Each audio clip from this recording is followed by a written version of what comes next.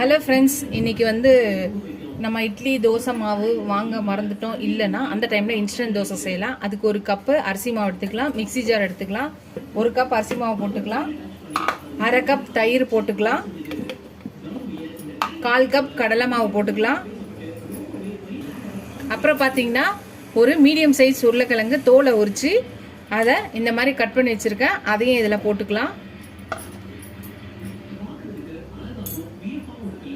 மாவுக்கு தேவையான உப்பு போட்டுக்கலாம். ஒரு அரை கப்பு தண்ணி எடுத்துருக்கேன். கொஞ்சமாக தண்ணி ஊற்றி ஃபஸ்ட்டு அரைக்கலாம். தண்ணி நிறைய ஊற்ற தேவையில்ல, தோசை மாவு பதத்துக்கு அரைக்கணும். இது உருளைக்கிழங்குல தண்ணி இருக்கும், அதனால தேவையான தண்ணி ஊற்றி அரைக்கலாம். ஃப்ரெண்ட்ஸ், மாவு அரைச்சாச்சு. இது ஒரு பவுலில் ஊற்றிக்கலாம்.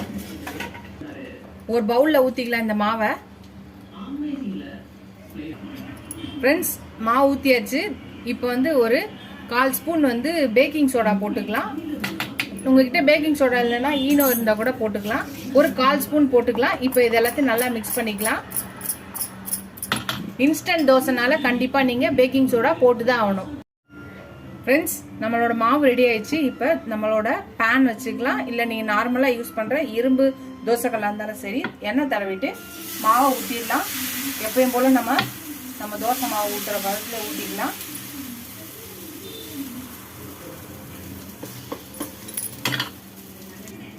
கொஞ்சம் நெய் தடவிக்கலாம், கொஞ்சம் டேஸ்ட் வரும். வேகட்டும். ஃப்ரெண்ட்ஸ், தோசை வந்துருச்சு, நம்ம திருப்பி போட்டுக்கலாம். இந்த பக்கமாக வேகட்டும், வெந்தோடனே எடுக்கலாம். ஃப்ரெண்ட்ஸ், அவ்வளோதான், நம்மளோட தோசை ரெடி ஆயிடுச்சு. நம்ம எடுத்துடலாம். ஹலோ ஃப்ரெண்ட்ஸ், இன்றைக்கி நைட் டின்னர் எங்கள் வீட்டில் என்னன்னு பார்த்தீங்கன்னா இன்றைக்கி ஸ்பெஷல் வந்து ஒரு இன்ஸ்டன்ட் தோசை தான்.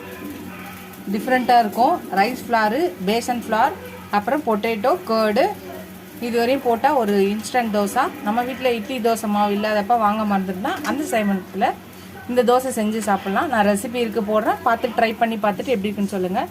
அப்புறம் கொஞ்சோண்டு நூடுல்ஸ் செஞ்சுருக்கேன். தோசைக்கு தொட்டுக்க பார்த்தீங்கன்னா ஒரு ஆனியன் சட்னியும், அப்புறம் சாம்பார், அதுக்கப்புறம் வந்து கொஞ்சம் கேசரி. இதுதான் இன்றைக்கி எங்கள் வீட்டோட நைட் டின்னர் காம்போ.